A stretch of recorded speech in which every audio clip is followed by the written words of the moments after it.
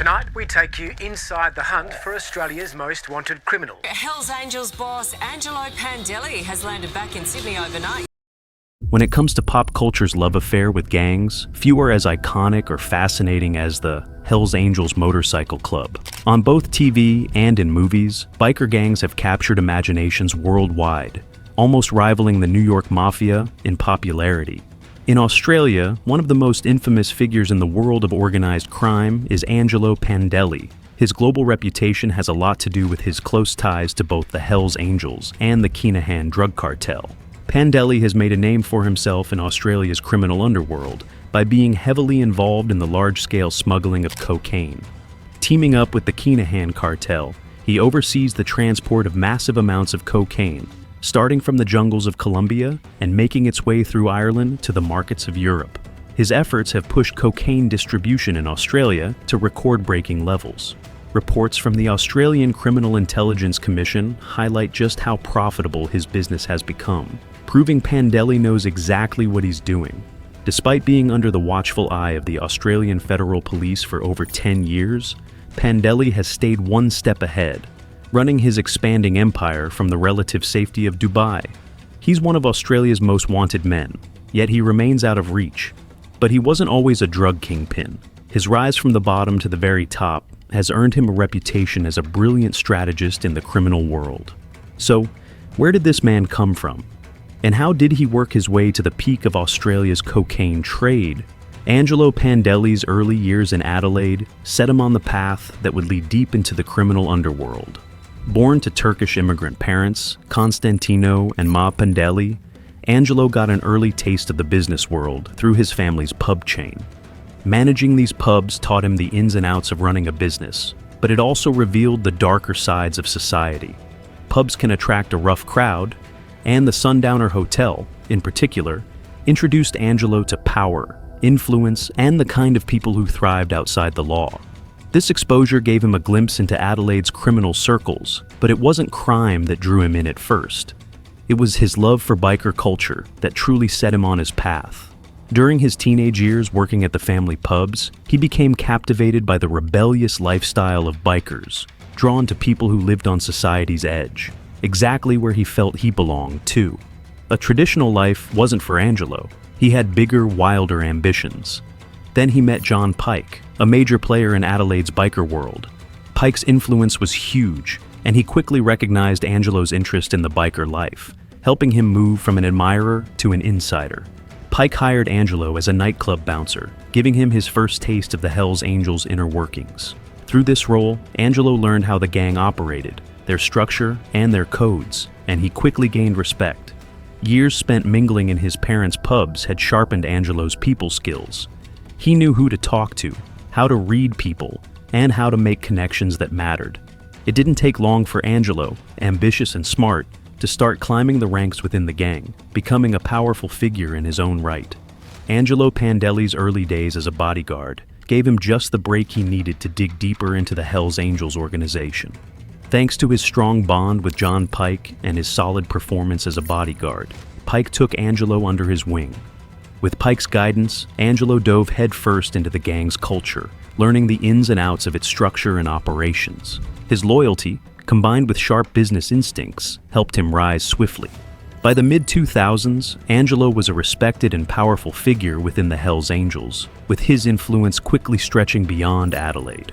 Before long, Angelo was running his own operation, taking charge of the gang's activities in Sydney with impressive results. As president of the Hells Angels in Sydney, Angelo became a central figure in Australia's criminal landscape, known for his strategic mind and skill at consolidating power. This role gave him the reach and authority to expand the gang's influence, especially in organized crime and the drug trade. Under Angelo's leadership, the Hells Angels grew their involvement in Australia's cocaine distribution network. His role in these operations was critical. He leaned on his connections and leadership skills to build and oversee a highly profitable network. His knack for business, which he picked up from his family, blended perfectly with the Hells Angels' infrastructure, enabling Angelo to quickly accumulate both wealth and power. With a network spread across Australia, he could easily handle large-scale cocaine distribution, becoming a top player in the market and even earning the title of Australian Godfather of Crime in the media. His power only increased with a strategic alliance he later formed with the infamous Kenahan drug cartel. But that's a story for a bit later. Despite all of Angelo Pandeli's success in building his criminal empire, he's faced relentless pressure from law enforcement in Australia and beyond. The Australian Federal Police, AFP, have been watching him closely for over a decade, with Pandeli sitting high on Australia's priority organisation Target's list. His criminal history goes back to his days as president of the Sydney Hells Angels chapter, which put him firmly on the AFP's radar and kicked off a years-long cat-and-mouse game. Authorities have spent years trying to dismantle his operations and bring him to justice. But Pandeli has repeatedly managed to slip through their fingers. The closest the authorities came to nabbing him was in 2017, in an attempt that felt a bit like the old tactic used to catch Al Capone in the 1920s, getting him on financial charges when the bigger crimes couldn't be pinned down. This time, the Australian Taxation Office, ATO, joined forces with the AFP, accusing Pandeli of failing to file his tax return for the 2014-15 financial year. He'd ignored an official notice from the ATO, served to him at Sydney Airport, giving him 2 months to submit an income statement. When he didn't comply, he was issued a court attendance notice in May 2017. This wasn't just a one-off tactic, though. The ATO, backed by the AFP, was rolling out a wider crackdown on bikie gangs for tax evasion, hoping to disrupt organized crime by enforcing tax laws. Their approach was to force high-profile figures like Pandeli to comply with tax obligations, exposing more about their hidden finances and operations. By going after gang members on taxes, they aim to weaken the financial backbone of these groups and reveal more of the criminal networks hidden behind their complex operations. When Angelo Pandeli was finally brought to court over a tax offense, things didn't exactly go as law enforcement had hoped. He pleaded guilty, but no penalties or convictions followed. His lawyer presented a statement from Pandeli's accountant, who conveniently took the blame for the tax mix-up. The accountant claimed a software glitch failed to alert him that the tax return hadn't been filed. The amount in question? Just around $3,600 in interest from a refund the ATO had issued to Pandeli. Magistrate Jennifer Atkinson accepted the explanation, pointing out that Pandeli had reasonable grounds to trust his tax agent. Though he walked away without a conviction, the case made Pandeli realize that authorities were getting uncomfortably close. To avoid further risk, he decided it was time to leave Australia and relocate somewhere law enforcement couldn't reach him as easily. Shortly after, he moved to Dubai, leaving behind his luxurious Sydney apartment. Dubai provided a safe distance from Australian law enforcement and a new base where he could continue expanding his business. Now, with the added benefit of making fresh connections and partnerships without the threat of the ATO or AFP closing in. Moving to Dubai was a calculated move for Angelo Pandeli, allowing him to run his operations from afar while dodging law enforcement. Dubai's reputation as a refuge for international criminals and fugitives made it an ideal base. The city's policies often overlook the backgrounds of residents as long as they follow UAE laws. Dubai, and the UAE as a whole, offers financial secrecy, low taxes, and a thriving real estate market, all of which make it easy to launder money and hide assets on a large scale. In addition, Dubai's selective extradition practices, often swayed by diplomatic ties, provide a layer of security for those trying to avoid justice. Dubai's role as a global business hub attracts a mix of criminal players, giving Pandeli access to a diverse network. One of the most significant advantages of relocating to Dubai was the strategic partnership it enabled with the Kenahan Cartel, one of the most powerful criminal organizations in the world. Originally founded by Christy Kenahan in Dublin in the 1990s, the cartel had expanded its influence across Ireland, the UK, Spain, and the UAE. The Kenahans had also chosen Dubai as a safe haven to escape a violent feud with the Hutch gang in Ireland, and Pandeli's move put him in prime position to work closely with them. This partnership with the Kenahan Cartel was a massive boost for Pandeli. It allowed him to broker deals and operations that were far more lucrative than anything he could have managed from Sydney, opening doors to an extensive international criminal network that would support his rise in the global drug trade. Christy Kenahan, often called the Dapper Dawn, founded the Kenahan Cartel and initially led it, but now most day-to-day operations are handled by his elder son, Daniel Kenahan. The cartel is estimated to be worth up to 1 billion euros, amassed mainly through large-scale trafficking of drugs and firearms. The alliance between Angelo Pandeli and the Kenahans, formed in Dubai, has had a huge impact on the global cocaine trade. Together, they've coordinated the smuggling of hundreds of kilos of cocaine from Colombia to Europe, eventually reaching Australia, with Ireland serving as a key transit point. Reports from the Australian Criminal Intelligence Commission, ACIC, highlight that Australia's cocaine supply has hit a 30-year high, a spike largely attributed to the efforts of Pandeli and the Kenahan Cartel.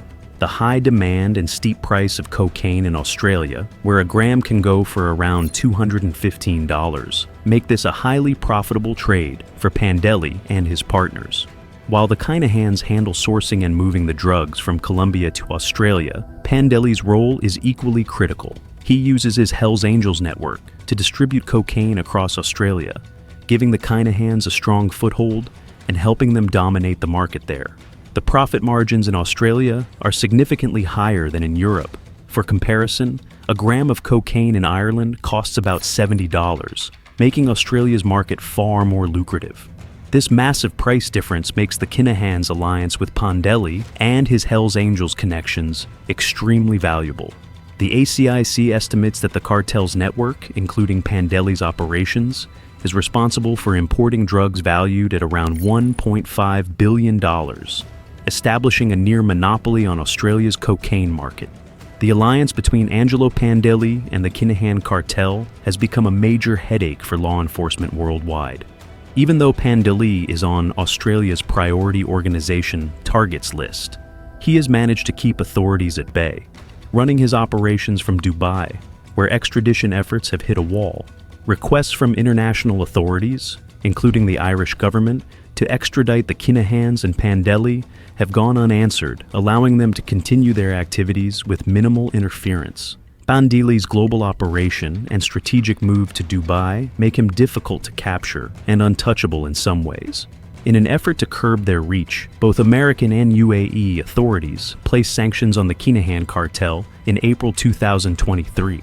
These sanctions froze their accounts and even offered rewards for their capture. Yet, so far, these measures haven't led to any arrests. Despite this, law enforcement agencies are still keeping a close watch. The Australian Criminal Intelligence Commission, ACIC, has singled out Pandeli as a major player in what's known as the Aussie Cartel.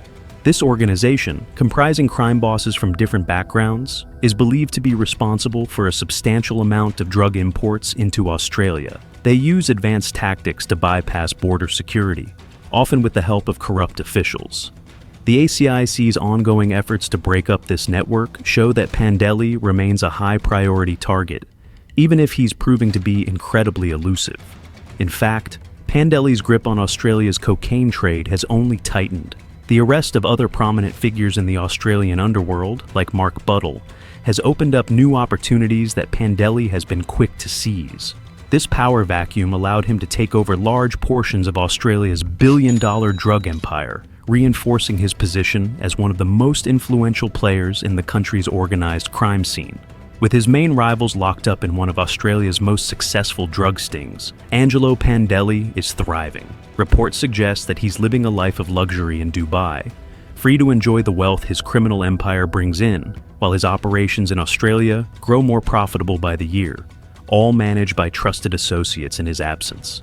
Thanks to the UAE's current stance on extradition, Pandeli has little to worry about. Dubai remains his main base, but he's also set up footholds in countries like Greece, Turkey, and Thailand, locations chosen for their complex extradition policies, giving him further protection even if he were detained on minor charges. The Hells Angel biker boss has been living openly in the plush hotel. Photos have surfaced showing Angelo Pandeli casually strolling through a hotel in Sydney's business district, looking completely relaxed. The hotel is just a short walk from the Australian Federal Police headquarters, and yet he's able to come and go as he pleases from his new digs. Despite being one of Australia's most wanted criminals due to his alleged involvement in large-scale drug trafficking, police were reportedly caught off guard when he was unexpectedly deported back to Australia. They didn't have an arrest warrant ready when he landed at Sydney Airport. Pandeli has been officially listed as an Australian Prioritised Organisation Target, ASIOT, by the Australian Criminal Intelligence Commission, ACIC, which places him on the country's list of most wanted criminals.